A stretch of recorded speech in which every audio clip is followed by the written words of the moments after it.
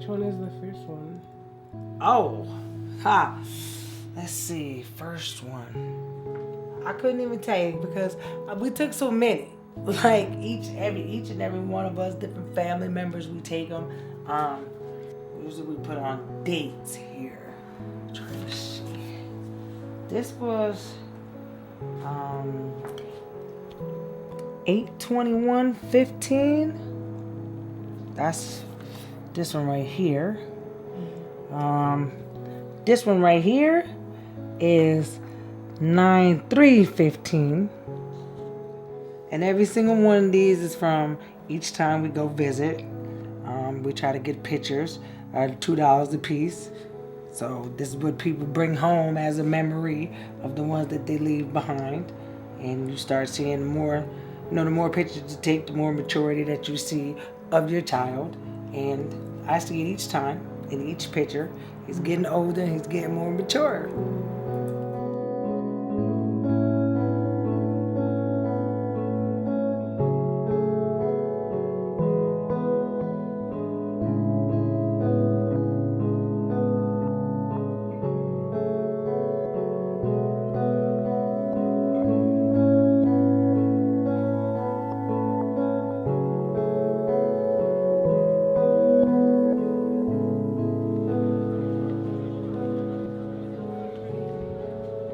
Yeah, we know Marquis. He do have skill. He used to be on my basketball team, and I feel like, yeah, he robbed shoes, but he don't deserve to get 9 years for just robbing a pair of shoes.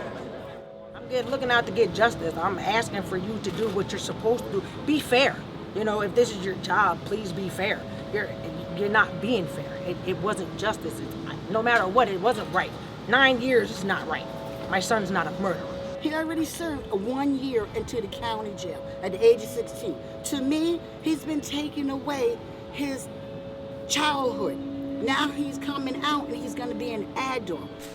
I think we have a tendency sometimes to almost take for granted or think it's normal that so many young people end up in our criminal justice system. It's not normal. What is normal is young people making mistakes.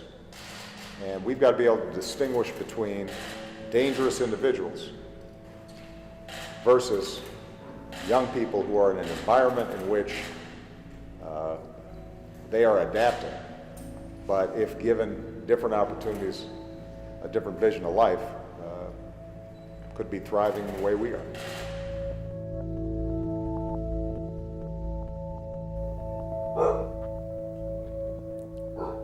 Hear a bark? Yeah.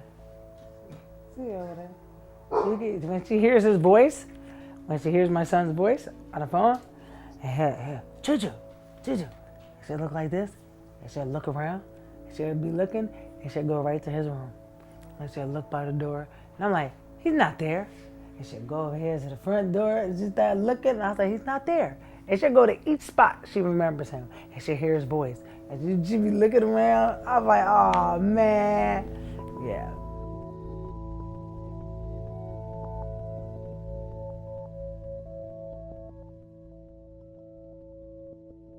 In the beginning, it was kind of hard. The person that's locked up, you're not the only one that's locked up. We tell them all the time, your family's incarcerated with you. I may not be there with you. My mind is there 24/7. So my body may be free, but my mind is locked up with you. Because if you think about it, that's where my mind is all the time. Not all the time, because I have my other ones, but I can see them. I can see what's going on. I hear them. You're in a facility where there's people that don't come home.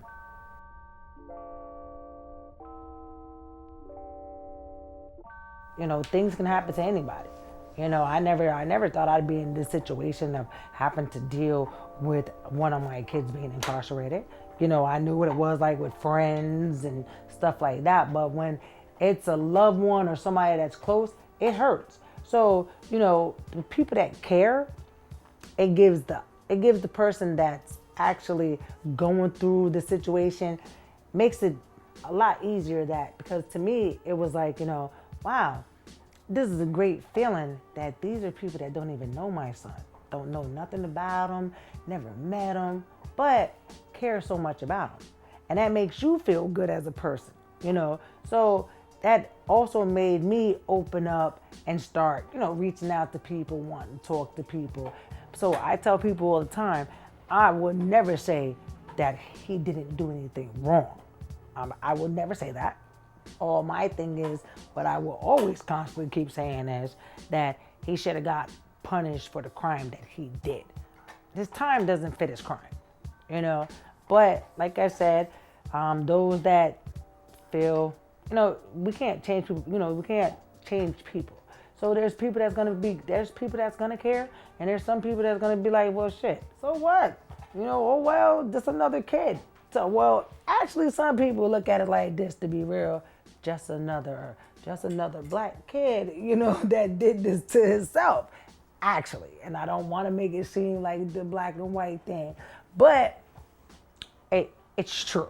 You know, basically, we're considered statistics. But you know what?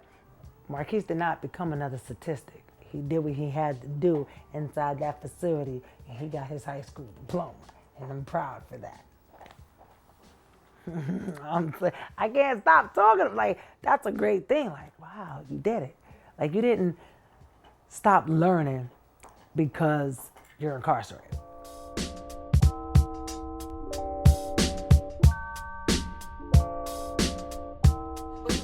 Institutionalized. I've seen too many people who's been institutionalized. So what they do, they feel they're getting 3 square meals in the cop. Only thing they know in their heart is prison life. So what happens? They come out and they're going to repeat exactly what they did. May not be the same crime, but some type of crime, yes, just to go back behind them walls. Because why? They've been caged so long. They don't know society, and that's not going to happen to my grandson, where he's not going to know what society and the outside world is, because he's been caged for so long that his livelihood and his life has been taken away from him. No, I don't think that's fair. I do not. Thank you, Jackie. Yeah. Right.